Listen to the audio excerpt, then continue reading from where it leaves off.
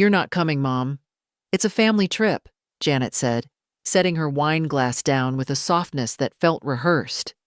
A real family trip. She didn't even look at me when she said it, just rearranged the cutlery like she hadn't dropped a grenade between us. That phrase, real family, sank like ice water through my spine. I sat there, 74 years old, hands folded, polite smile still frozen on my face. I thought maybe she misspoke, that maybe it was a joke said poorly, but her husband nodded in agreement, and the kids kept eating, eyes down, as if they'd been prepped for this dinner. I didn't say a word, not even when she added, it's easier this way. We need space. The kids need space." I drove home in silence. The radio stayed off. My old sedan rattled slightly on the highway as Wilmington shrank behind me, the same town I'd lived in since 1969. My hands gripped the steering wheel too tightly. Back in my kitchen, I made tea I didn't drink. The kettle's whistle had long gone quiet by the time I noticed it had boiled. They were going to Sicily. A 12-day trip. A villa near Ragusa. Private pool. Seaside dinners. Horseback riding for the children. Wine tasting for the adults. I knew because I'd seen the itinerary. The itinerary I paid for. The invoice had come to my email by accident. Or perhaps they'd simply forgotten to remove my name from the booking info after using my credit card. I was listed as the main guest. That was last month. "Mom," Janet had said back then, "could you help us book something special for the kids? A family experience. They'll remember it forever." Of course I'd said yes. I always did. Just like I did for their mortgage top-up, for the minivan, for Ben's braces, for Emma's dance school, for Janet's real estate license. I closed the laptop slowly that night, sat in the dark. The house was quiet except for the slow ticking of the old wall clock. They were leaving in 5 days. And I wasn't family. I reached for my phone, not to call her, not to argue. I opened the banking app instead. Tomorrow, I would call the bank. I didn't sleep that night. Not really. I lay in bed staring at the ceiling, counting the faint cracks in the plaster. The bedroom felt colder than usual, though it was July. I reached for the quilt my mother made decades ago. The edges were fraying, but the weight was familiar. In the morning, I sat by the window with my coffee, watching the neighborhood stir. The Thompson sprinkler kicked on across the street. A dog barked 2 houses down. A jogger passed with music leaking from his earbuds. The world, in its indifference, moved on. I thought about Janet, about the way her tone had changed over the years. At first it was, "Mom, I don't know how we'd manage without you." Later it became, "Mom, it would mean a lot if you could help just this once." Then came, "Mom, this is just how things are now." But I remembered how it used to be.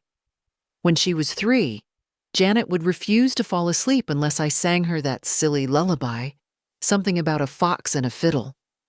When she was 8 and afraid of the dark, I taped glow-in-the-dark stars on her ceiling and told her they were guardians. When she was 12 and her best friend moved away, she cried in my lap for hours. When she was 16 and failed her driving test, I drove her through that same parking lot every afternoon until she passed. Her father, Charlie, had passed when she was 11. Heart attack. Quick, they said. Unexpected. I hadn't expected anything quick after that. I worked nights cleaning offices, day shifts at the grocery store. I saved every bit I could. Bought this house with his insurance payout. Paid off Janet's college loans myself. She never asked me to. I just did it. It was what mothers did. When she married Aaron, I gave them a check for $25,000. My entire emergency fund, She cried then, said she'd pay me back. Of course she didn't. That wasn't the point. Over the years, I began to disappear from her life. Not all at once, not loudly, just softly. Fewer visits, quicker phone calls, conversations that skimmed across the surface of things. When I offered to babysit, it was accepted with relief, but never with warmth. Still, I stayed quiet. I told myself she was busy. I told myself she loved me in her own way. That family was complicated, that maybe I was asking too much. But when someone tells you that you're not part of the real family, it sharpens everything, past and present. What you did, what they took, what they erased. I pulled out the folder from the bottom drawer of the sideboard, the one with the paid invoices, the receipts, the travel agency email printout, the $14.80 charge for the villa in Ragusa, the airline tickets, the tours, the car rental, every cent charged to my card, quietly, naturally, as if it was a given. I placed them in a neat pile on the kitchen table. Then I reached for the phone. It was time to call the bank. "Mrs. Sanders, good morning," said the voice on the line. "This is Dana from Pacific Horizon Bank. How can I assist you today?" Her tone was cheerful, efficient. She didn't know I'd been awake since 4 a.m., sitting at the kitchen table in my robe with my second pot of coffee going cold. "Dana," I said slowly, "I need to talk to someone about reversing some payments. Travel-related transactions." There was a pause, just a second too long. I imagined her looking up my account on her screen, seeing the numbers. "Yes, of course. I can help with that. Are you referring to the recent charges to Ital Vista Travel Group?" "Yes," I said. "All of them." Another pause. She was trying to sound neutral, professional. "That's a fairly large set of transactions, Mrs. Sanders. May I ask, are you disputing the charges? Or requesting cancellation?" "Cancellation." "I see. One moment while I check which items are still eligible for reversal. Some of these may be non-refundable." I waited. My eyes drifted across the living room, the threadbare couch, the framed photo of Charlie and me on the porch with baby Janet in my arms, a sun-faded crocheted throw on the armrest. Dana came back. "All right, so here's what I see. The villa booking is refundable with a 10% penalty if canceled today. The airline tickets have a cancellation window, though there's a fee. The guided excursions, those are fully cancelable. The car rental, too. Shall I proceed with all of them?" "Yes," I said. "Very well. I'll file the cancellation requests now. You'll receive confirmation emails as each one is processed. The refunds, minus fees, will return to your account within 5 to 7 business days." "Thank you," I said, and then, almost as an afterthought, "Can you also make a note that no further charges are to be authorized from that merchant without my direct approval?" "Certainly." We ended the call politely, like two strangers finalizing a transaction. But for me, it was something else. I set the phone down and looked at the neat stack of papers again.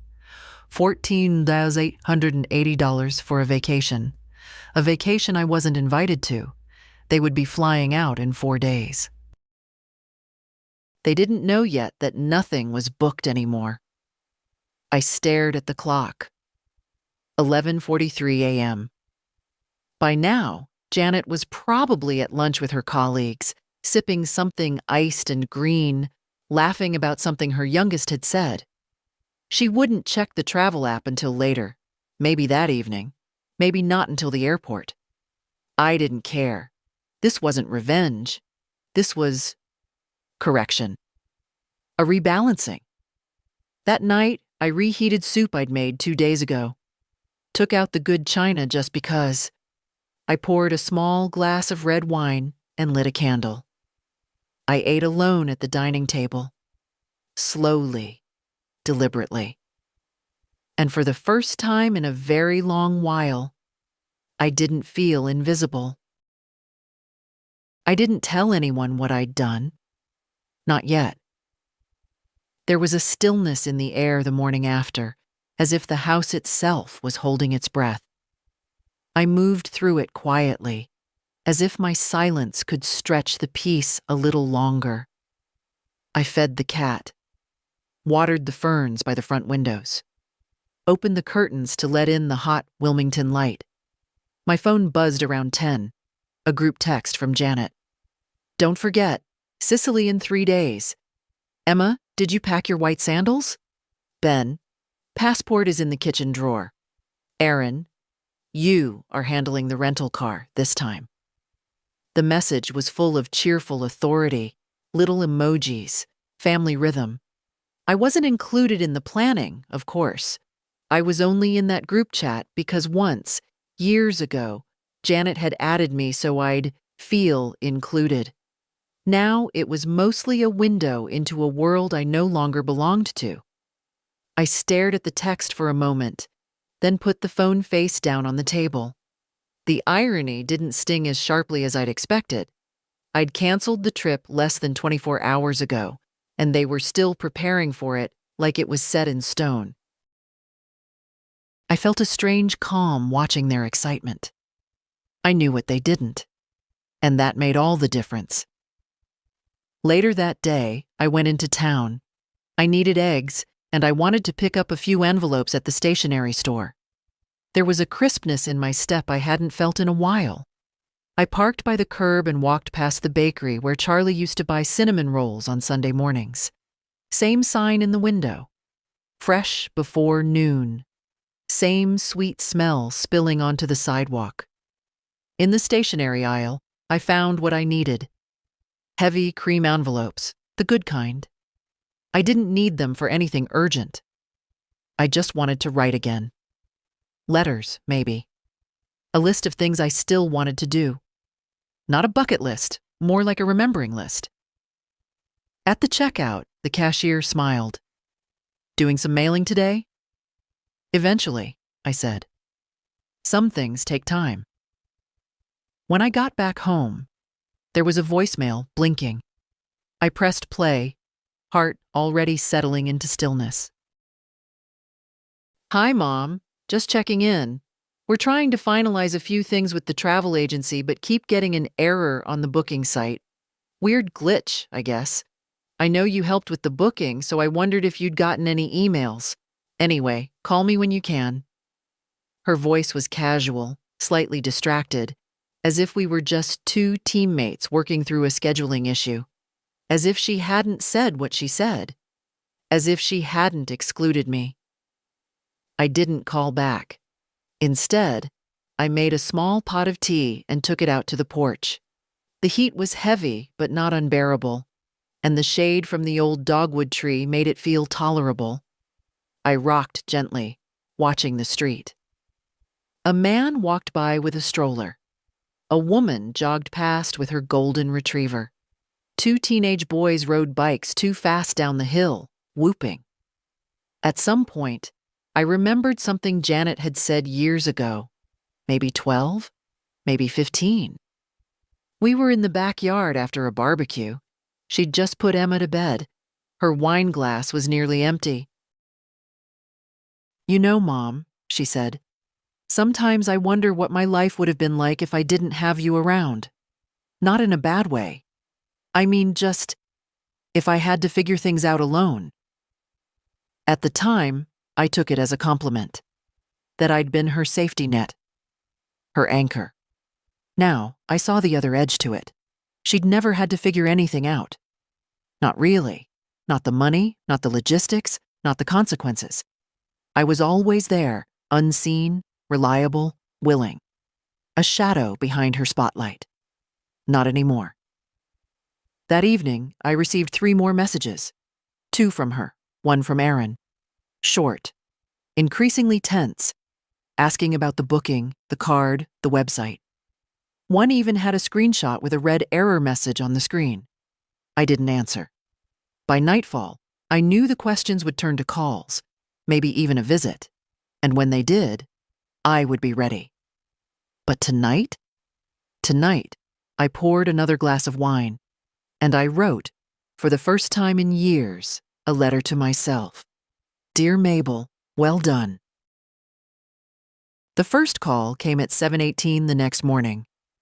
I was in the garden, still in my nightgown, pulling weeds from the bed where the tulips had bloomed last spring.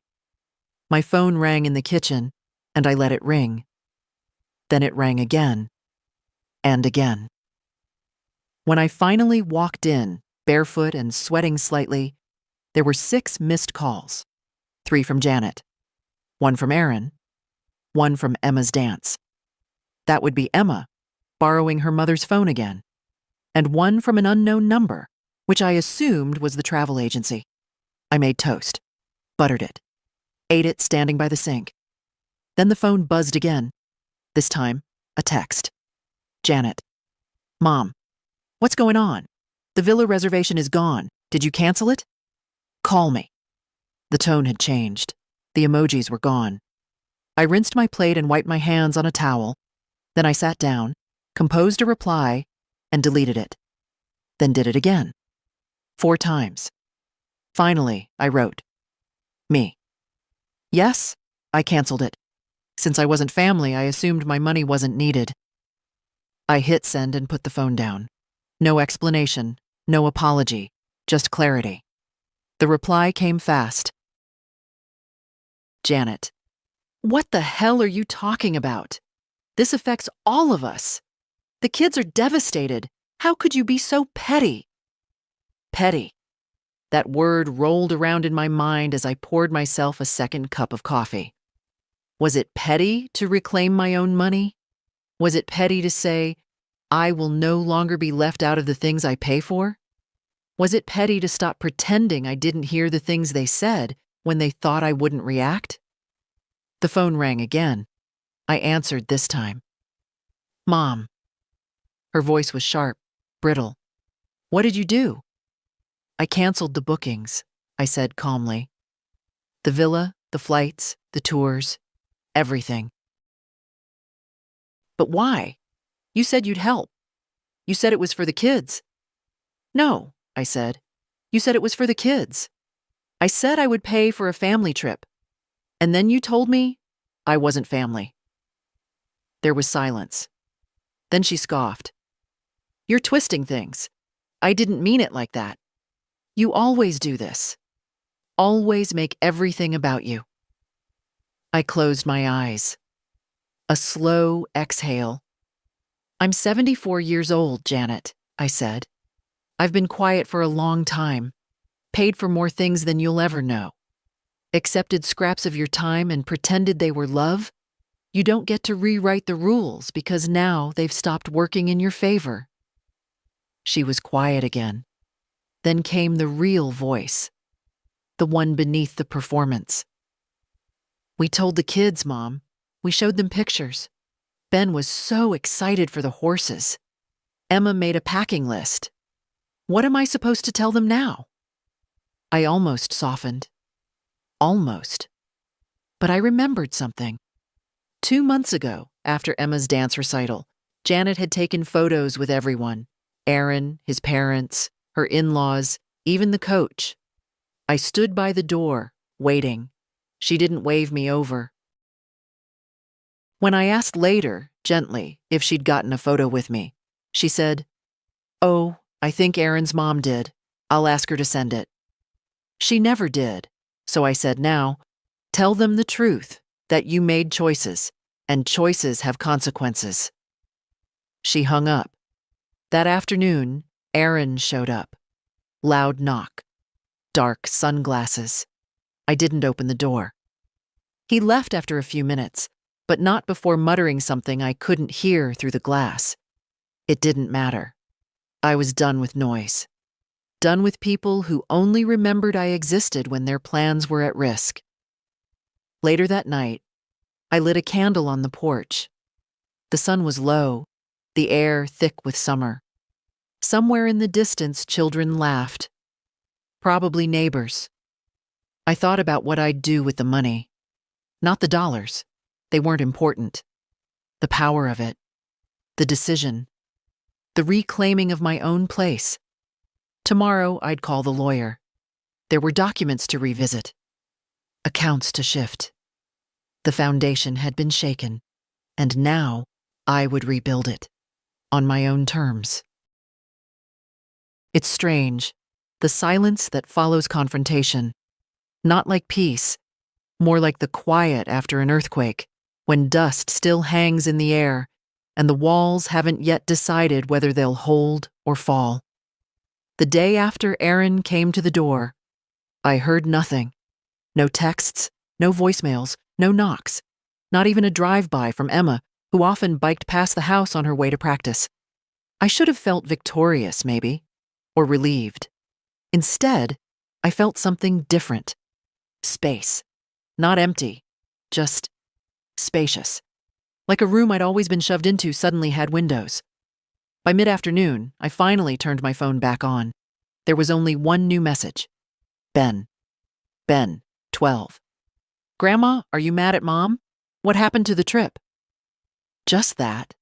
12 words that pulled tighter than anything else had. I sat down on the couch, the phone in my lap, my fingers hovering over the screen. What could I say to a child? One who didn't understand that love wasn't measured in amusement parks or airplane tickets? I typed and erased a dozen replies before settling on. Me. I'm not mad at anyone, sweetheart. Sometimes grown-ups make decisions, and they're not always easy. I love you very much. He didn't respond. I didn't expect him to. I put the phone away and went to the garage, where I kept an old trunk of photo albums and documents. Janet never liked the garage, said it smelled of dust and memory, but I'd always found it comforting. It was where Charlie kept his fishing gear, where we stored the Christmas decorations, where time felt honest. I pulled the trunk into the house and opened it. Inside, my wedding photo. Janet's birth certificate. Old report cards. Receipts from the early years. Diapers. Her first crib. The nightgown I bought after Charlie died. The envelope from her first paycheck, the one she proudly handed to me at 19, saying she'd take me out for dinner with it.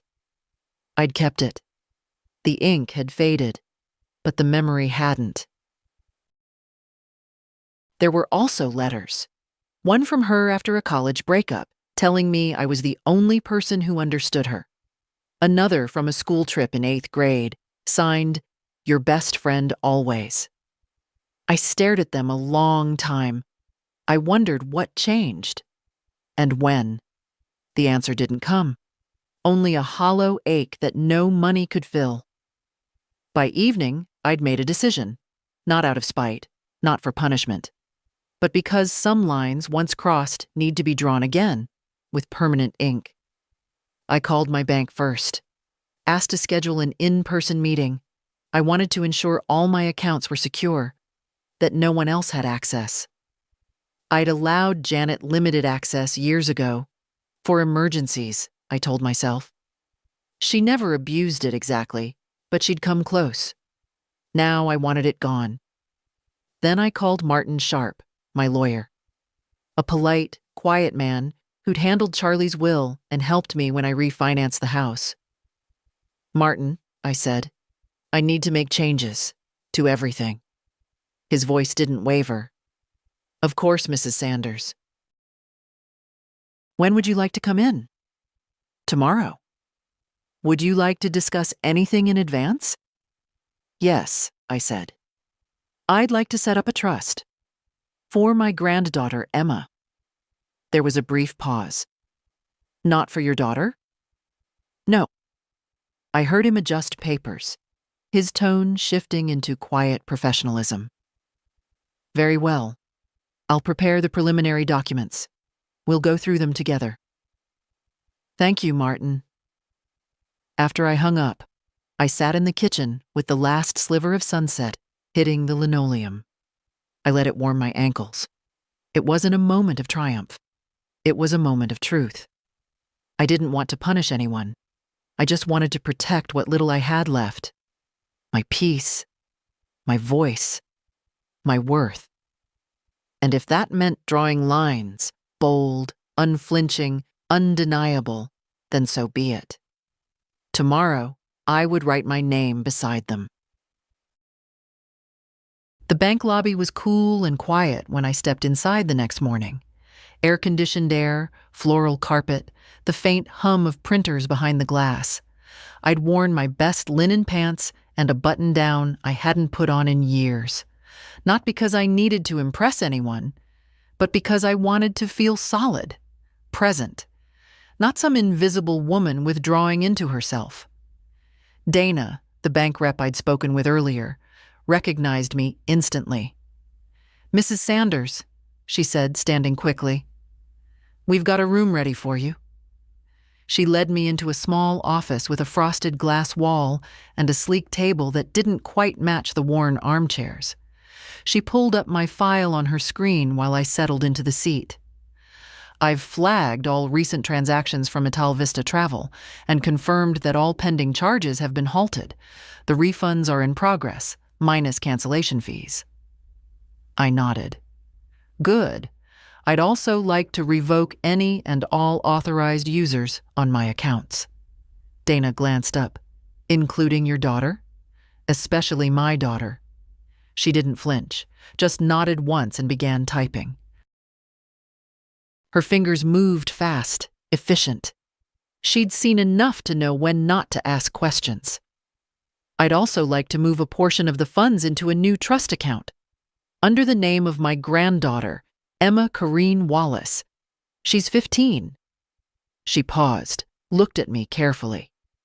"Do you want that to be active immediately or triggered at a certain age?" I thought about it. 18, I said. "But I want to leave a clause.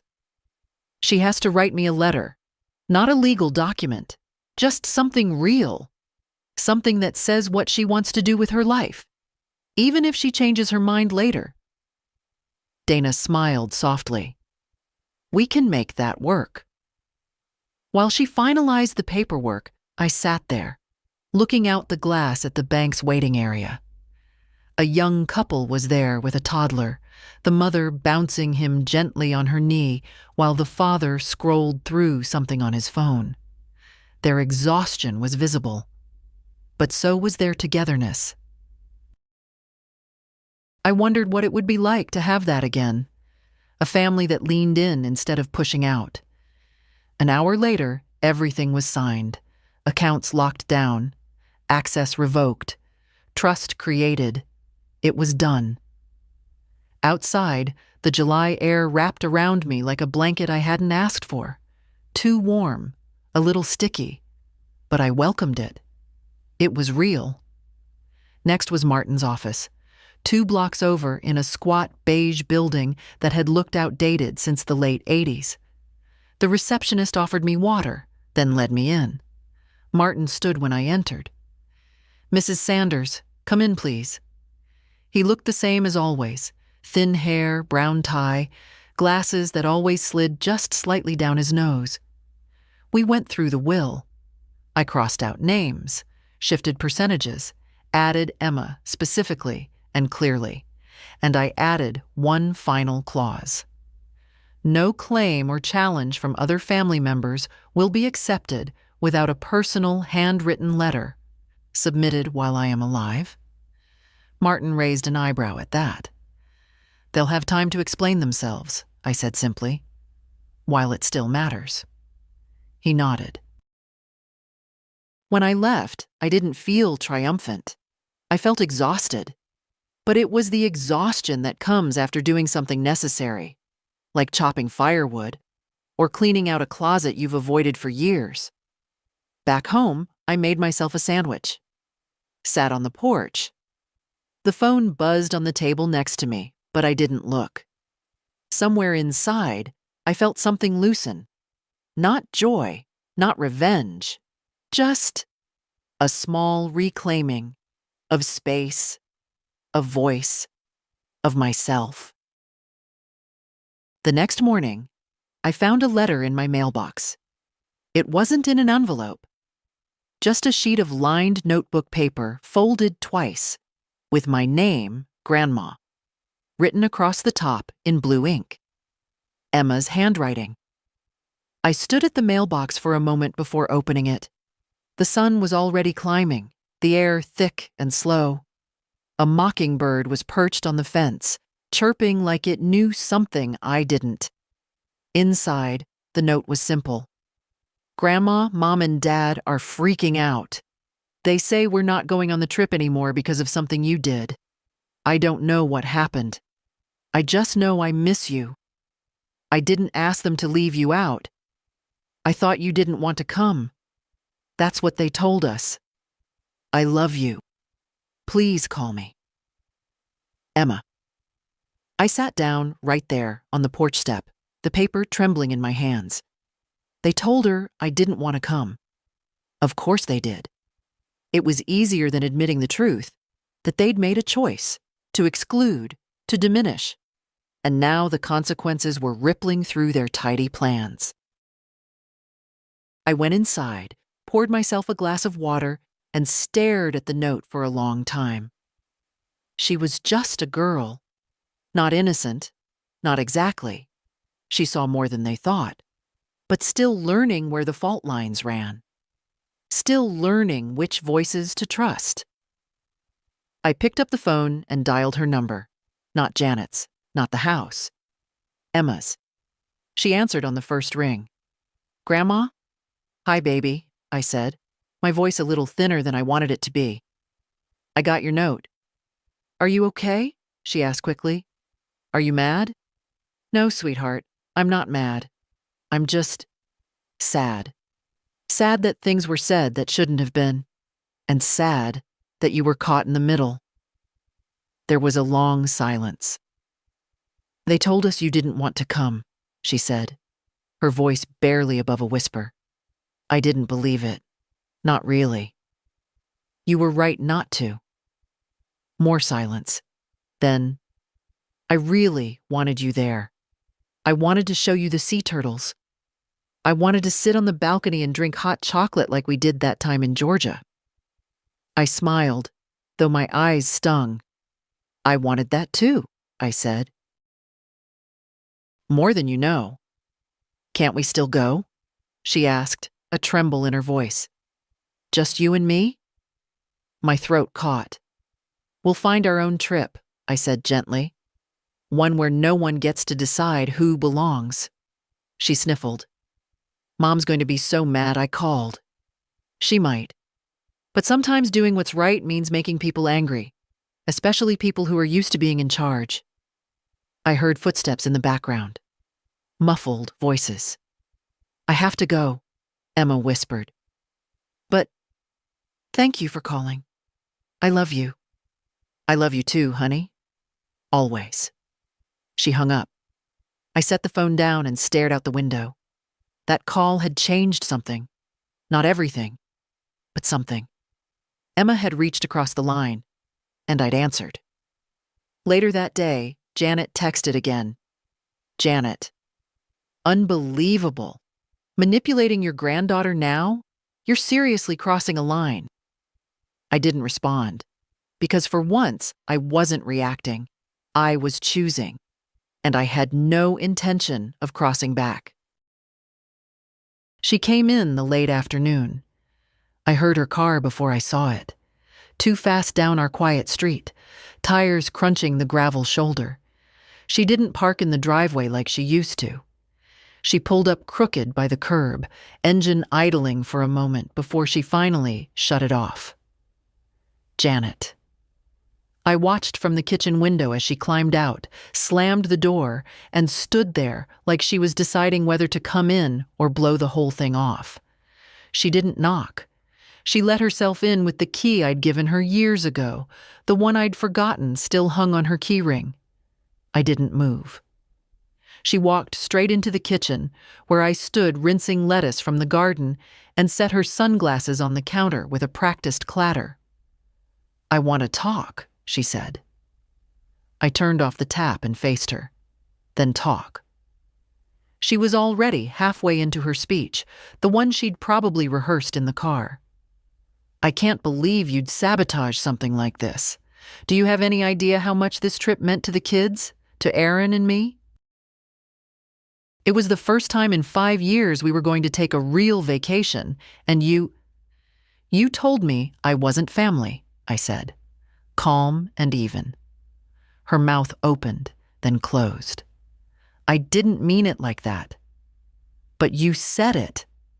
I was frustrated. I was tired. You always twist things into some kind of drama. No, I said.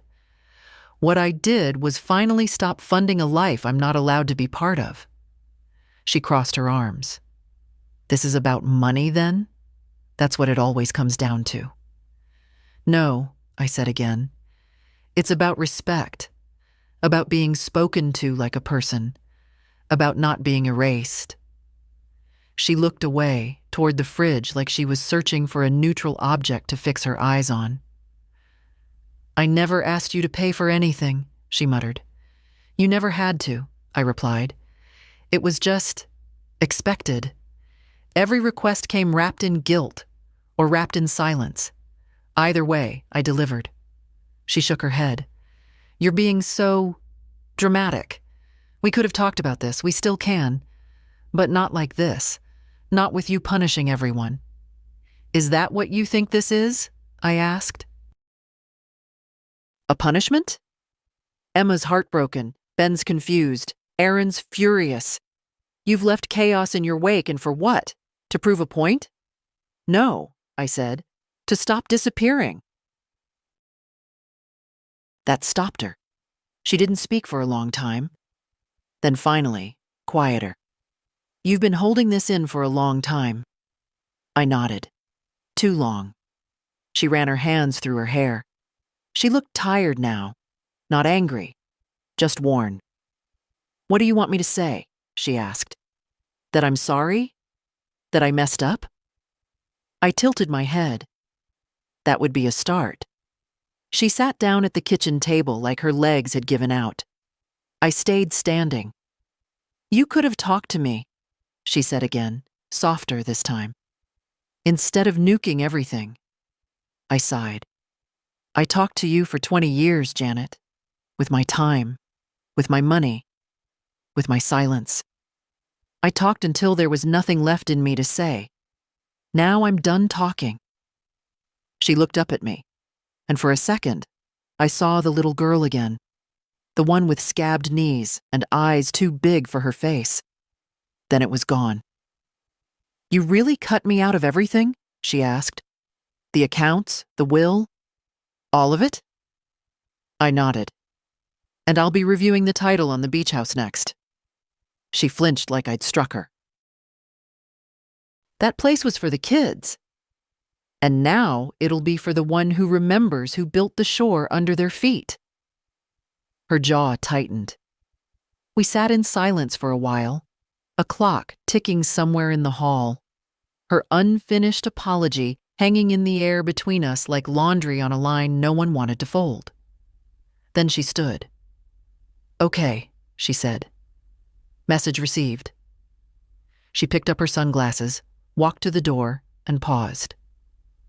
You always said you didn't want to die alone, she said without turning around. I took a breath, steady and even. I still don't, I said. But I'd rather be alone than be invisible. And then the door closed behind her. That night, the house was still. Not the kind of silence that aches, but the kind that breathes. Steady, real, mine. I sat by the window in the armchair Charlie once claimed as his, the one with the worn arms and cushion that still held the shape of his back. A cup of tea rested on the windowsill. The street outside was dark except for the soft glow of a porch light across the road and the occasional blink of a passing car. I wasn't waiting for another confrontation. Not tonight. Janet wouldn't be back. I knew her well enough to know that when she left like that, straight-backed, words still simmering behind her teeth, She wouldn't return until she could control the script again. And that door was closed now. Tomorrow, I had another appointment. One I'd put off for too long. The next morning, I stood in front of the office of a man named Thomas Brandt, real estate attorney. The building was newer than Martin's, glass and steel with potted plants by the door. I'd called ahead to ask if he handled property title transfers and ownership restructuring. He did. When I walked into his office, Thomas was warm, respectful. Younger than I expected, maybe late 30s, with the kind of gaze that stayed steady. He offered me water. I declined.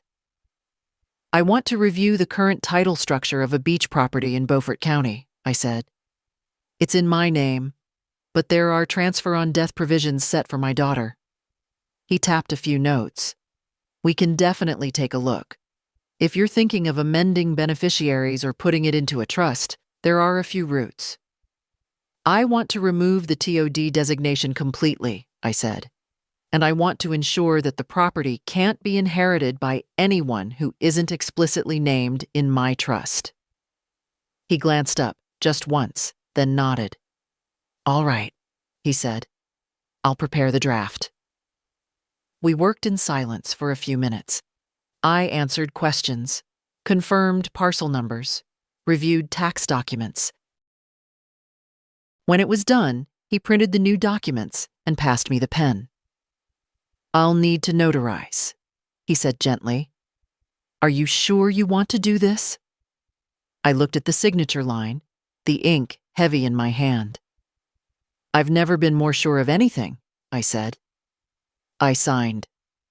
The property, the same house they all begged to borrow every summer, the same house I paid for with the last of my savings, was no longer promised to the people who had treated me like a fixture, not a person. It would go to Emma, if and only if she wanted it, if and only if she understood the legacy it carried. After I left, I stopped at a small bookstore I used to visit when Janet was little. The owner, a woman named Claire, was still there. We'd known each other once, when we were both young mothers. I bought a journal, thick and bound in dark green linen. Back home, I made lunch, real lunch. Baked chicken thighs, rice with lemon and herbs, a little salad. I set the table for one and ate it all slowly. Then I sat down with the journal. On the first page, I wrote, "For Emma. If one day you want to know why I made the choices I did, read this.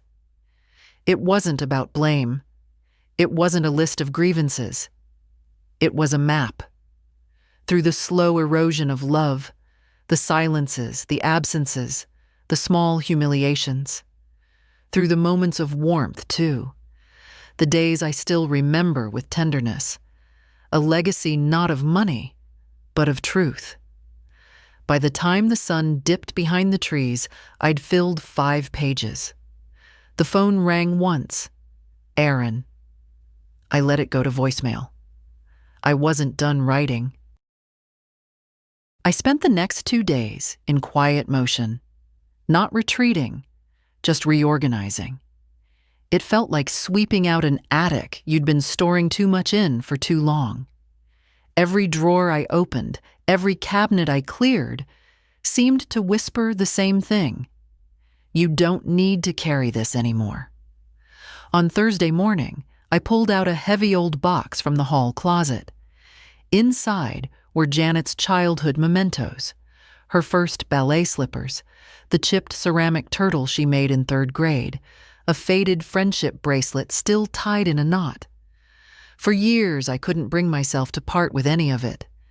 I kept thinking one day she'd want to go through it with me, laugh about the memories, maybe take something home.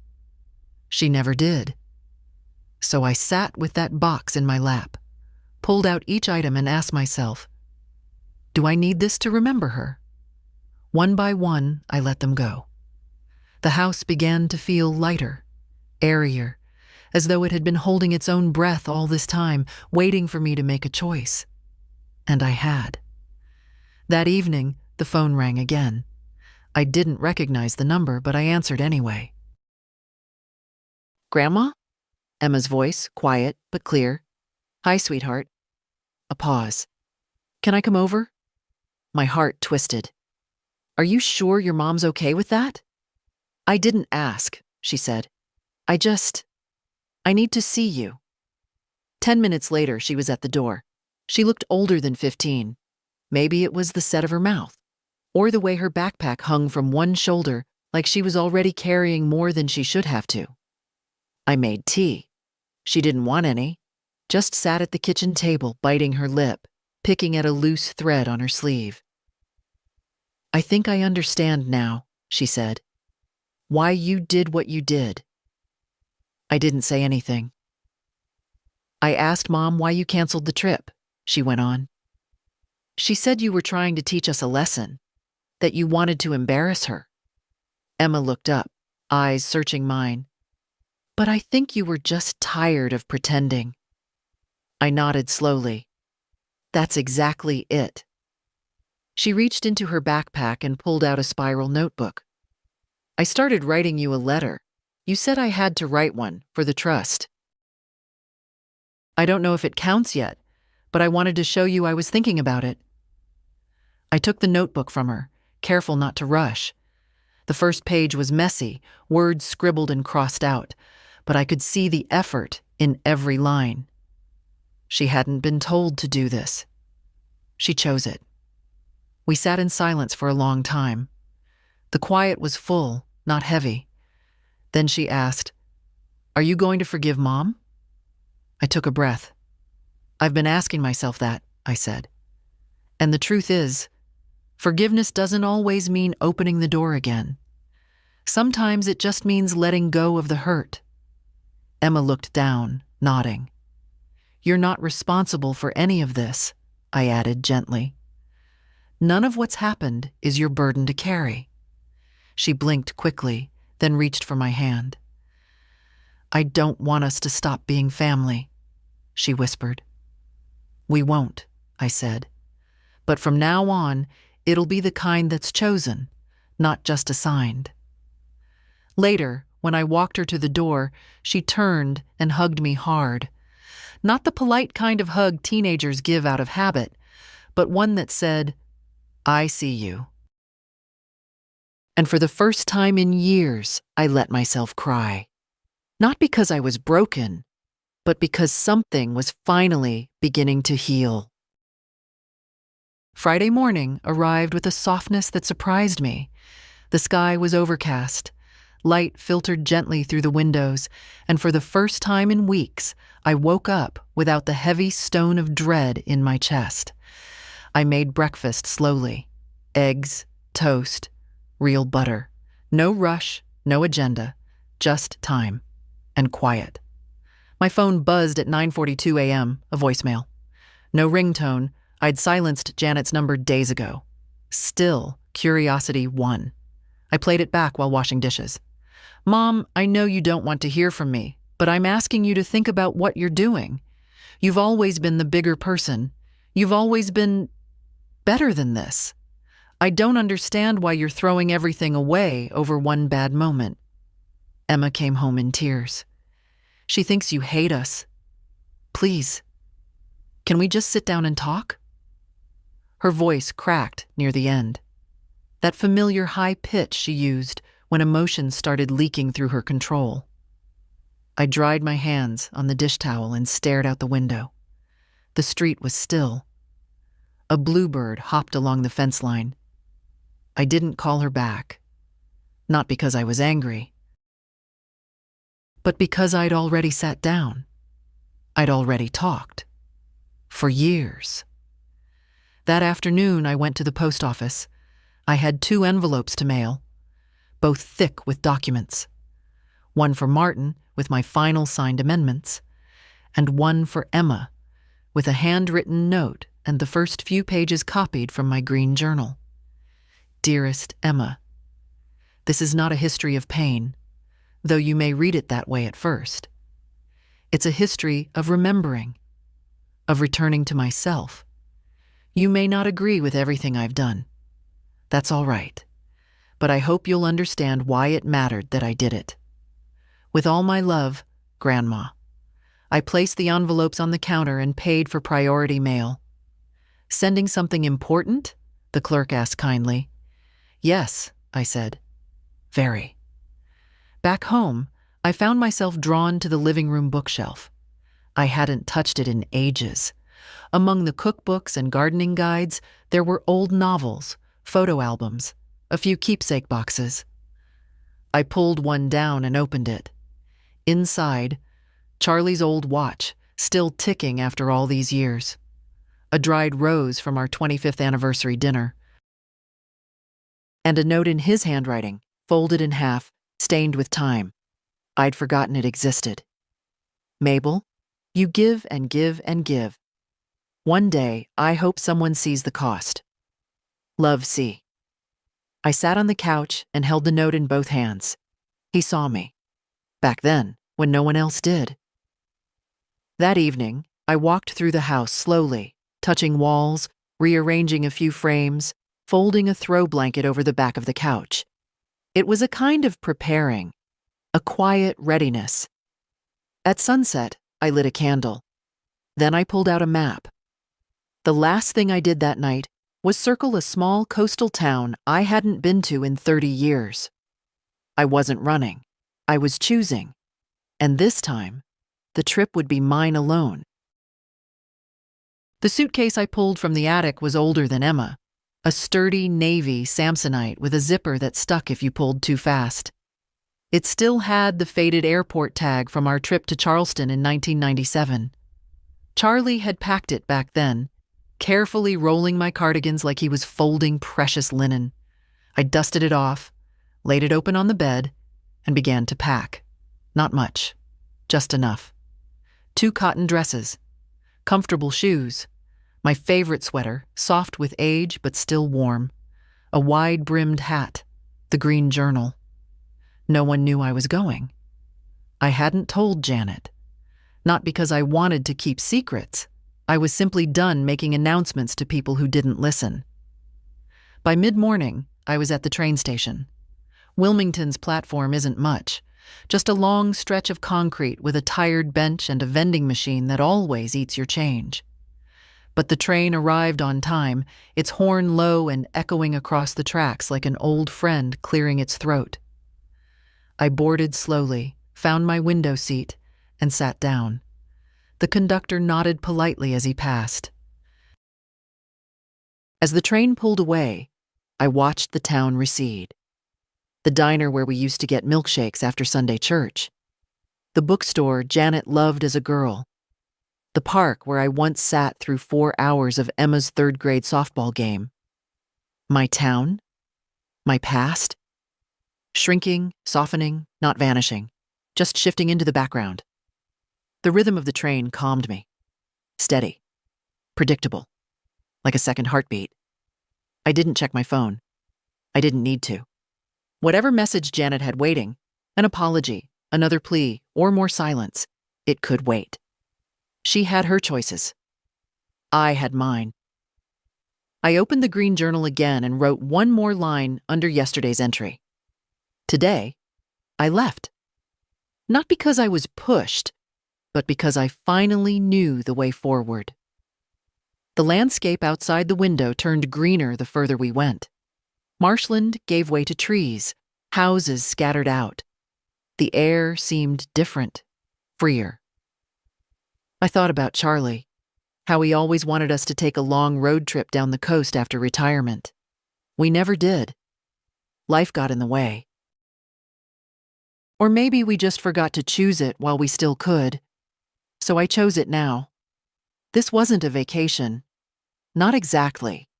It was a restoration. A way to hear my own thoughts again, without the static of obligation. A chance to sit with the woman I used to be. The one who once believed she'd matter, even without her wallet open or her voice quiet. Somewhere around mile 60, a little boy across the aisle turned to me and asked, "Are you going home?" I smiled. "No," I said, but I think I'm getting closer. The train let me off in a town so small it didn't even bother with a proper station, just a wooden platform and a tin sign that read Bay Haven. One suitcase in hand, I stepped down onto the gravel and was hit by the scent of salt, sun, and something sweetly decaying in the way only coastal air can be. I hadn't been here in over 30 years. Bay Haven was where Charlie and I once spent a weekend in a rented cottage, long before Janet, long before bills and braces and the slow erosion of small resentments. Just the two of us and the ocean. He'd lost his wedding ring in the surf, and we laughed about it until the sky turned pink. I found a little inn at the edge of town, the Wren's Nest. 2 stories, painted seafoam green, with white wicker chairs on the porch, and a bell above the door that jingled like a question. The woman at the front desk wore a cardigan too thick for the weather and glasses on a chain. "Here for the writer's retreat?" she asked, glancing at my journal. "No," I said, smiling. "Just here to remember how to be alone." She blinked, then nodded, as if that made perfect sense. I paid cash, asked for a room facing west. That first night, I didn't unpack. I opened all the windows, turned off the ceiling fan, and let the ocean breeze stir the curtains like a restless guest. I sat on the bed, watching the sun drop behind the line of pines, my feet bare, the old floorboards cool beneath them. And for the first time in what felt like years, I wasn't bracing for anything. No phone calls, no expectations. Just breath, space, and the quiet hum of being. The next day, I walked.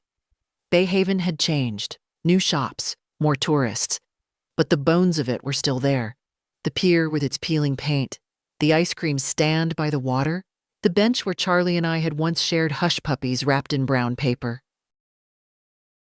I stopped at a cafe for lunch, grilled fish and sweet tea.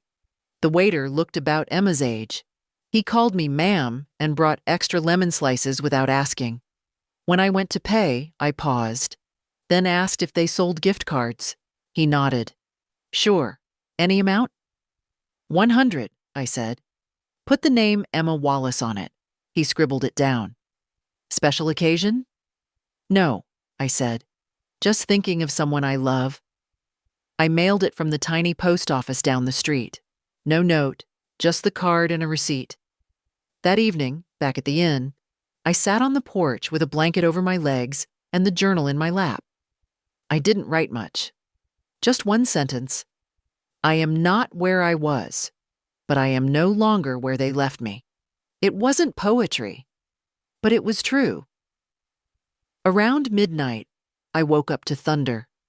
Not loud, but close. The kind that sounds like someone dragging furniture across the clouds. I went to the window. Rain tapped the glass gently, like it was trying to be let in. I made tea in the little kitchenette and sipped it standing at the sink, wrapped in a towel, hair still damp from the earlier walk on the beach. The phone on the nightstand buzzed once. I checked it. A photo from Emma. She stood in the kitchen back home, holding the gift card, her face lit up with surprise.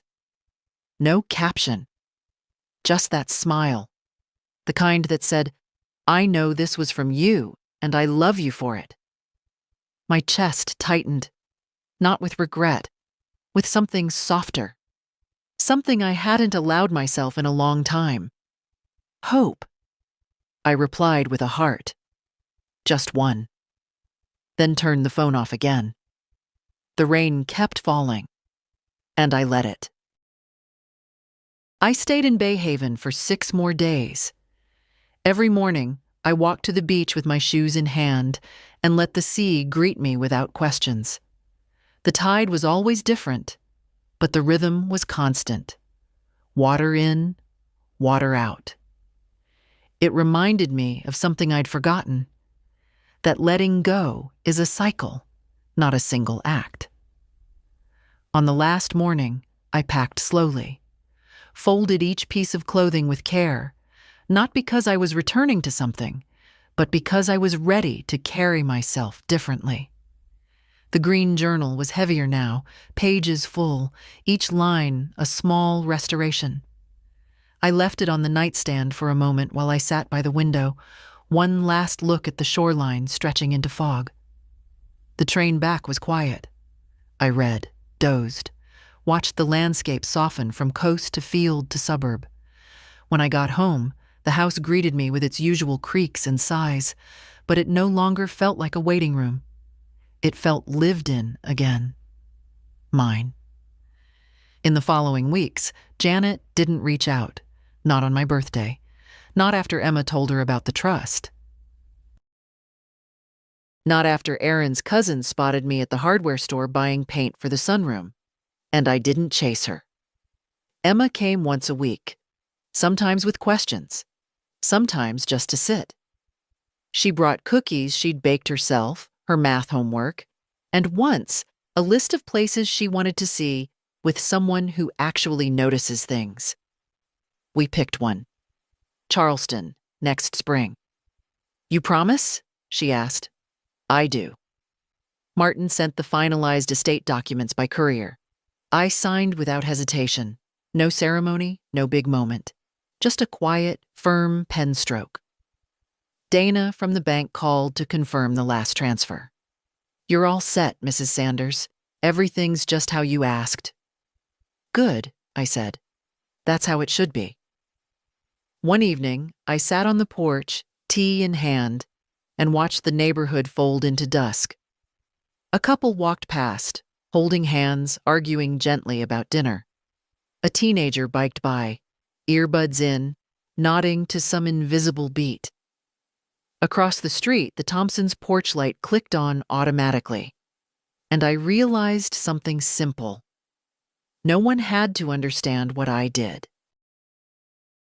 They didn't have to approve or applaud or even forgive, because I didn't do it to be seen. I did it to stop disappearing. In the quiet, I thought about every woman like me. Every mother, grandmother, sister, friend, the ones who gave and gave until the giving hollowed them out. The ones told to be grateful, to be silent, to not make waves. To them, I say this: let the water rise. Let it carry you where you were too afraid to go. And when it finally recedes, stand tall in the sand, wet and alive, and know this: you are not the storm. You are what survives it. If this story found something true in you, share it. Write your own. Remember, the quiet ones remember everything.